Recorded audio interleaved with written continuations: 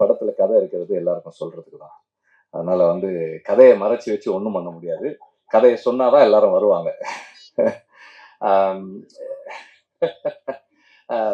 எனக்கு வந்து இந்த பாட்டில் ராதான்னு டைட்டில் அனௌன்ஸ் பண்ணதுல இருந்தே வந்து இந்த படத்தை நான் கவனிச்சுட்டு இருக்கேன். காரணம் என்னன்னா, என்னோட அசிஸ்டன்ட் கார்த்தி அவர் ஒரு ஸ்கிரிப்ட் சொன்னாரு. அதை நம்ம ப்ரொடியூஸ் பண்ணலாம்னு சொல்லி நான் பேசிட்டு இருந்தோம். அதுவும் இதே மாதிரி ஒரு ரீஹாபிலிட்டேஷன் சென்டர் பத்தின ஒரு ஸ்கிரிப்ட். நிறைய விஷயங்கள் நிறைய அதுல நான் நிறைய கத்துக்கிட்ட விஷயங்கள் இருந்தது. அந்த அந்த ஸ்கிரிப்டை பத்தி பேசும்போதெல்லாம் நான் நிறைய தெரிஞ்சுக்கிட்டது கத்துக்கிட்டது இருந்தது. அண்ட் இந்த படம் பார்த்ததுக்கு அப்புறம் அமீர் சொன்ன மாதிரிதான் அந்த படம் பண்ண முடியாது. எல்லாருமே வந்து நம்ம எல்லாருமே ஏதோ ஒரு விதத்துல ஏதோ ஒரு அடிக்ஷனுக்குள்ளதான் இருக்கிறோம். இன்னைக்கு எல்லாருமே ஏதோ ஒரு அடிக்ஷனுக்குள்ள இருக்கும். எனக்கு ஆல்கஹால் அடிக்ஷன் இல்லை, பட் எனக்கு வந்து நிக்கோட்டின் அடிக்ஷன் இருந்தது. இன்னைக்கு நம்ம எல்லாருமே டிஜிட்டல் அடிக்ஷன்ல இருக்கிறோம். ஒரு ஒரு ஒரு இன்ஸ்டாகிராமையோ அல்ல ஒரு ஒரு யூடியூபையோ நம்ம ஸ்வைப் பண்ணும்போது we get a hit, we get a high, அந்த அடிக்ஷன்ல இருக்கிறோம். ஸோ அடிக்ஷன் வந்து சமூகத்துல எல்லா காலகட்டத்திலையுமே இருந்திருக்கு. அது இல்லாத காலமே இல்லை. இன்னைக்கு ரொம்ப அதிகமா இருக்கு. குறிப்பா குடி நோய், அந்த அந்த டேர்ம் குடி நோய்ன்ற டேர்ம் வந்து எனக்கு கார்த்தி மூலமா தான் தெரியும். அதை அண்டர்ஸ்டாண்ட் பண்றது ரொம்ப முக்கியமா. அவரும் சொன்னாரு, குடிக்கிறதுக்கும் குடி நோயாளியா இருக்கிறதுக்குமான வித்தியாசம். அதை வந்து இது ரொம்ப அழகா பேசுது. இப்போ ஒரு ஒரு 25 வருஷத்துக்கு முன்னாடி, ஒரு 30 வருஷத்துக்கு முன்னாடினா ஒரு ஊர்ல அல்லது ஒரு ஒரு தெரு இருக்குன்னா அதுல வந்து ஒரு 5 வீட்டுல இருக்கிற ஆண்கள் குடிப்பாங்க. ஒரு வீட்டுல இருக்கவர் வந்து இந்த மாதிரி குடி நோயாளியா இருப்பாரு. இன்னைக்கு வந்து ஒரு தெருவுல ஒரு வீட்டுல இருக்கவர் குடிக்காம இருந்தாலே பெரிய விஷயமா இருக்கு. தெருவுல 10 குடிநோயாளிகள் இருக்கிறாங்க. இந்த காலகட்டத்துல பாட்டில் ராதான்ற ஒரு படம் வந்து it is a very personal story, but it has got a strong socio political relevance. இந்த மாதிரியான படங்கள் பண்றது வந்து ரொம்ப அவசியம் நினைக்கிறேன். ஒரு ஒரு தனி மனிதனுடைய வாழ்க்கை it is a political expression தான். அந்த அடிப்படையில ஒரு தனி மனிதன் அவனுடைய குடிநோய்க்கு நம்ம வந்து எக்ஸ்கியூஸ் சொல்ல முடியாது, பட் இருந்தாலும் இன்றைய காலகட்டத்தில் இந்த படம் பேசுற அரசியல் ரொம்ப முக்கியமான அரசியலா நான் பார்க்கிறேன். ஒரு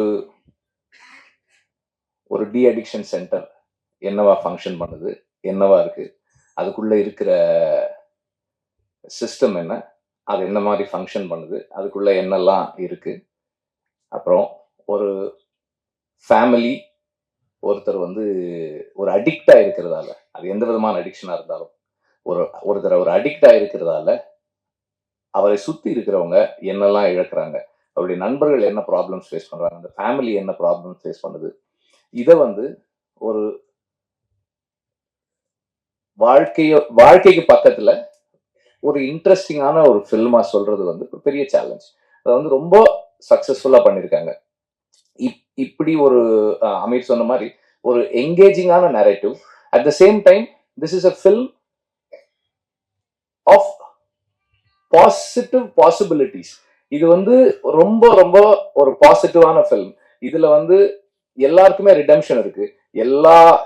எவ்வளவு டார்க்னஸ் இருந்தாலும், நீங்க எவ்வளவு கீழே போனாலும் நாம நினைச்சா நம்ம அந்த அந்த அதுல இருந்து மீண்டு வந்துடலாம்னு சொல்ற ஒரு ஒரு படம் இது. ரொம்ப முக்கியமான விஷயம். ஏன்னா எப்பவுமே நம்ம நிறைய சந்தர்ப்பங்கள்ல பாக்குறோம், ஒரு நம்பிக்கை இந்த மாதிரி குடிநோயாளிகளோ இல்ல ஏதோ எந்த அடிக்ஷன்ல இருந்தாலும் அவங்களுக்கு வந்து அந்த நம்பிக்கை போகும். நம்மளால முடியுமா, நம்மளால முடியாது, நம்ம எல்லாம் எப்படி பண்ண போறோம். அப்போ அந்த ஆல்கஹாலிக் அனானிமஸ்ல அந்த ஓப்பன் ஷேரிங் ஒன்று சொல்லுவாங்க. அந்த ஓப்பன் ஷேரிங் தான் வந்து அவங்களுக்கு அந்த கான்ஃபிடன்ஸ் கொடுக்கும்னு சொல்லுவாங்க. ஸோ அந்த மாதிரி இந்த படமே வந்து ஒரு ஒரு குடிநோயாளியினுடைய ஓப்பன் ஷேரிங் தான் நினைக்கிறேன். So it is going to create a big impact in the society. At the same time இந்த படத்தினுடைய அந்த டெக்னிக்கல் ஆஸ்பெக்ட்ஸ் அப்புறமா இன்னொரு டைம் சொல்லலாம்னு நினைக்கிறேன். ஆனால் இந்த படத்தோட காஸ்டிங் பத்தி சொல்லி ஆகணும்.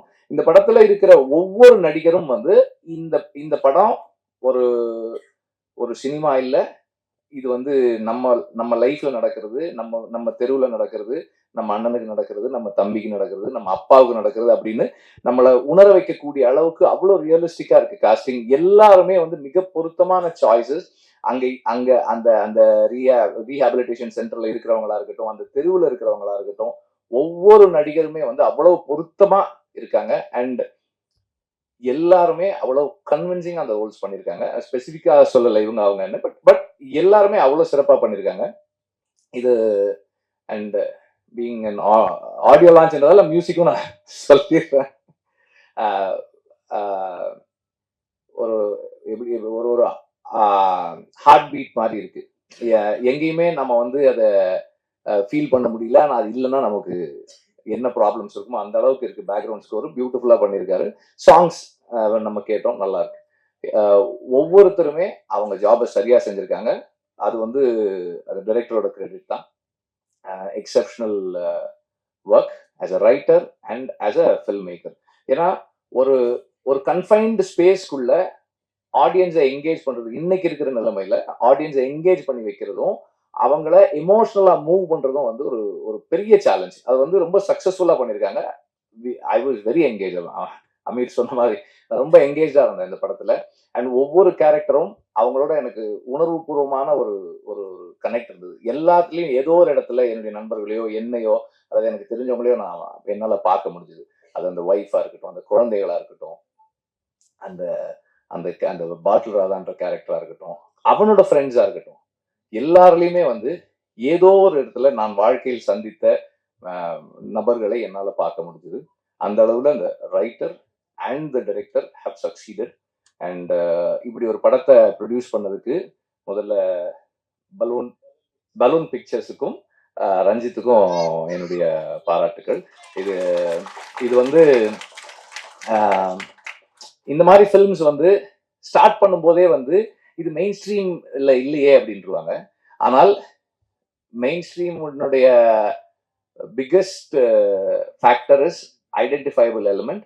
இதுல இருக்கிற அந்த எல்லாத்தையுமே நம்ம வந்து இந்த கதாபாத்திரங்களை நாம எவ்வளவு ஐடென்டிஃபை பண்ணிக்கிறோன்றதுதான் இந்த படத்தினுடைய சக்சஸா இருக்கும்ன்றத நான் உறுதியா நம்புறேன்.